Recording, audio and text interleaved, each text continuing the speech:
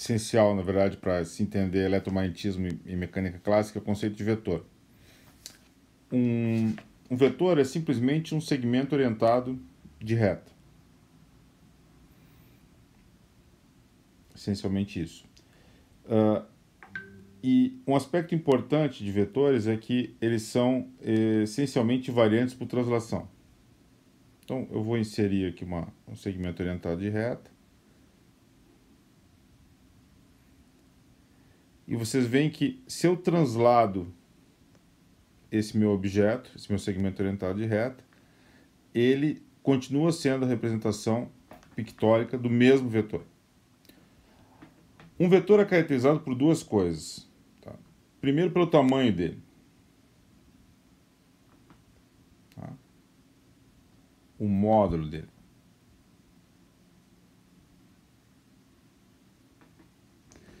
Depois, ele é caracterizado pela direção e sentido.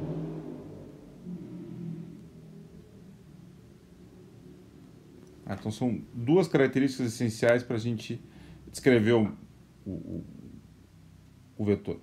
Notem que o módulo e a direção e sentido, eles também não dependem da posição no espaço, né? Eles são invariantes também por translação. Tá? Então, eles vão caracterizar de forma inequívoca quem é o meu vetor. Bom, além do módulo e da direção de um vetor, vetores podem ser sujeitos a operações matemáticas. A primeira dessas operações é a multiplicação por escalar. Então, imagine que eu tenho o vetor A aqui, eu vou multiplicar ele por 3. Então, eu vou pegar e gerar um vetor com a mesma direção, mesmo sentido, só que com um tamanho 3 vezes maior. Eu posso multiplicar A por menos A. Tá? Nesse caso, eu vou inverter o sentido do vetor. Tá?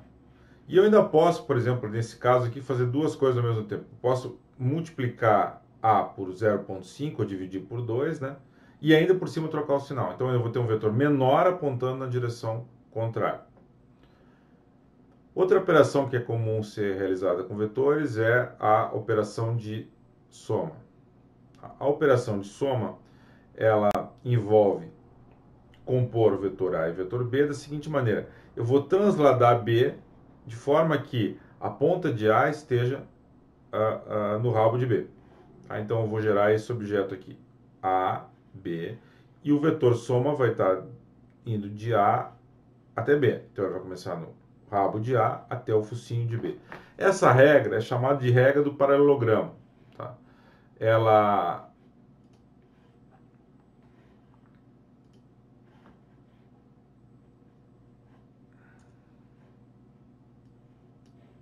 é usada, ela tem esse nome pelo seguinte.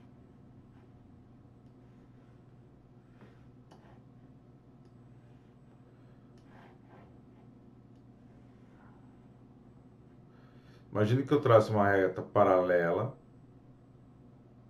um vetor paralelo a A, nesse caso. E agora eu ainda trace um outro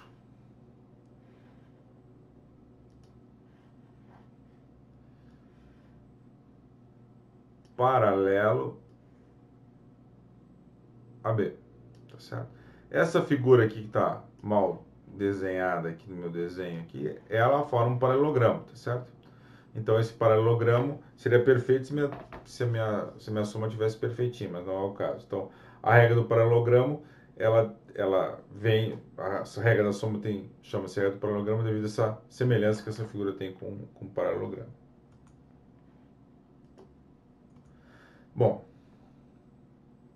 agora eu vou considerar uma outra operação que é chamada de subtração. Na subtração eu tenho o vetor A e o vetor B, né? E agora eu vou subtrair de A por B.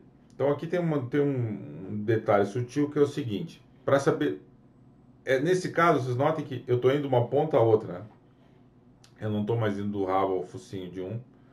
eu estou indo de uma ponta a outra. A questão é qual a direção correta. Então, A menos B, notem que se eu fizer A menos B mais B, isso vai me dar A de novo. Tá? Então, imagine que eu some B mais A menos B, isso vai me dar A, usando a regra do paralelogramo. Tá? Então, é uma maneira de entender. Outra maneira de entender é fazer A mais menos B. Então, eu vou inverter B, tá certo?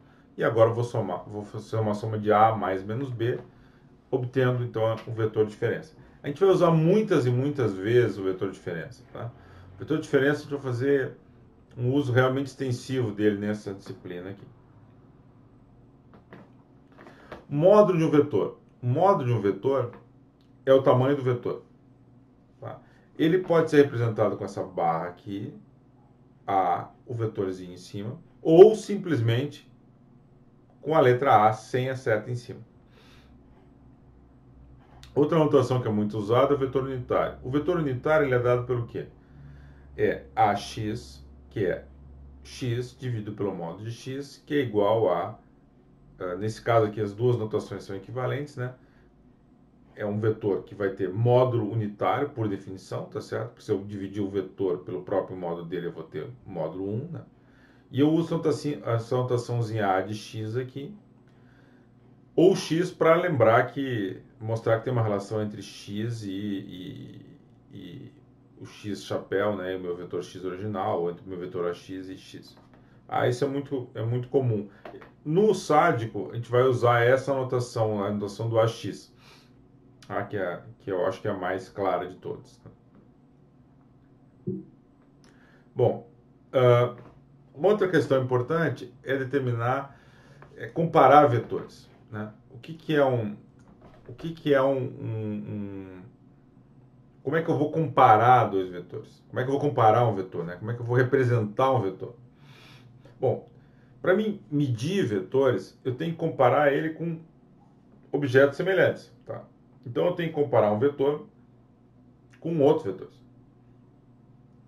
Assim como se eu quiser comparar o peso, a massa de um objeto, eu tenho que comparar com outra massa. Se eu quero medir o comprimento, eu tenho que comparar um comprimento do meu objeto com outros comprimentos. E se eu quero medir o tempo, eu tenho que comparar o tempo com outros tempos. Então é essencialmente essa comparação que tem que ser realizada. Então no vetores não é diferente, só que eu obviamente tenho que comparar vetores com vetores.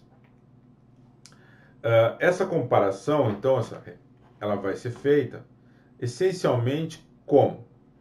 Eu vou pegar o meu vetor A e vou projetar ele na direção X, na direção Y aqui, tá? Usando a representação cartesiana clássica. Esse vetor AX aqui, ó, tá? Vocês estão vendo que é um vetor que aponta na direção do X, e o AY é um outro vetor que aponta na direção AY. O módulo de AX é dado por AX, sem setinha, e o módulo de AY é dado por AY. Se eu translado AY para cá, ó, vocês notem que eu tenho exatamente a mesma situação da regra do paralelogramo que eu falei anteriormente, e A vai ser então a soma de AX mais AY, dando A. Então, se eu somar AX pelo vetor unitário na direção X, mais AY multiplicado pelo vetor AY, ou seja, na direção, vetor unitário na direção de Y, eu recomponho o meu vetor A. Tá? Então, eu represento A. Isso, vocês, quando viram isso no ensino médio, como é que vocês representavam isso? Vocês representavam isso essencialmente da seguinte forma. Vocês representavam isso com algo assim. Tá certo? E aí vocês chamavam AX de coordenada e AY de coordenada. Não tem nada errado com essa notação. Só que nessa disciplina em particular, nós vamos ter muitas e muitas... É muito importante deixar claro em qual base eu estou representando o meu vetor A. Qual é a base que eu uso para representar A. Então, raramente a gente vai usar esse tipo de representação, a gente vai sempre usar uma representação dessa maneira aqui, que é um pouco mais carregada, tá certo? Mas ela deixa explícito quem são os vetores que estão compondo essa base, porque vocês vão ver que vão existir vários vetores, tá? E isso, para evitar confusão, é a melhor alternativa que eu tenho. Bom, agora aqui eu vou passar rapidamente, a ideia não é revisar todos os conceitos, né, com detalhe. Eu tenho a ideia de produto escalar. O que é o produto escalar? O produto escalar é essencialmente a projeção. O que eu faço? Eu vou projetar A na direção de B, certo? Então, vai ser dado exatamente por isso, né? Se pegar A multiplicado por B, vai ser dado pelo cosseno de θ aqui, ó. E esse pedaço aqui, ó, é dado por A cosseno de θ, certo? Então, módulo de A cosseno de θ. Então, é a projeção de A na direção de B. Tá? E, simetricamente, eu poderia dizer também B na direção de A. Tá certo? Notem que eu tenho que levar em conta, né, que eu tenho que ter o produto dos módulos de A por B vezes o cosseno de θ, que vai me dar exatamente essa quantidade. Então, é isso. Tá? Em geral, essa notação pode parecer um pouco estranha, mas em geral, em muitos casos, né, B é um vetor unitário. Né? É um pouco mais simples de entender nesse caso, tá? Que vai estar relacionado com a projeção. Bom, eu tenho algumas propriedades do produto escalar. Então, por exemplo, módulo ao quadrado é dado pelo produto escalar de A por A. Eu vou usar isso muitas vezes também nessa disciplina. A soma de A com B por C é AC mais BC. E o fato que A e B eu posso fazer A por B ou B por A, que essas duas quantidades vão ser iguais. Eu tenho ainda o produto vetorial de A por B. Aqui é um pouco mais difícil de explicar, né? Porque eu tenho o vetor A, eu tenho o vetor B aqui. O vetor A por B, ele vai ser dado pelo produto, ele vai ser um vetor que vai estar ele vai ser o perpendicular ao plano dado por A e B. Então, dado quaisquer vetores A e B que não sejam colineares, apontando na mesma direção, eu sempre vou definir um plano, tá certo? E eu pegar o vetor perpendicular ao plano definido por A por B, a direção do produto vetorial AB vai ser exatamente nessa direção, tá certo? E o módulo de A por B vai ser módulo de AB vai ser AB vezes o seno de θ, tá certo?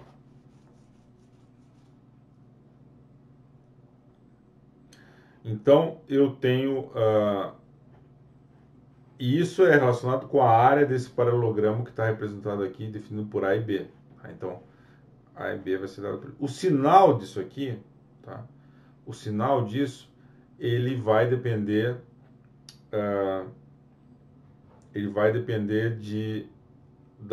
da ordem que esse produto é feito. Tá? Por isso que se chama a regra da mão direita. Bom, o produto vetorial é representado, né, o produto vetorial de A por B. Para a gente saber o sentido do produto vetorial, a gente pode usar a regra da mão direita, como está representada nessa figura. Então, a gente aponta desde o vetor A até o vetor B. Tá? E o nosso dedão aqui, ele aponta a direção correta do produto vetorial. Tá? Esse é um truque que a gente usa para saber o produto vetorial, e também vou usar isso muitas vezes nessa disciplina. O produto vetorial tem algumas propriedades. Tá? A primeira delas é que o produto vetorial de A por B é menos o produto vetorial de B por A, ou seja, muda o sentido quando eu inverto a ordem do produto.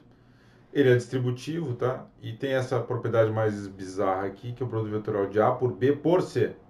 Isso vai ser dado por essa quantidade aqui. Notem que A por B por C vai ser um outro vetor. Tá? A gente raramente vai ter a oportunidade de usar essa fórmula aqui, mas é reconfortante saber que ela existe.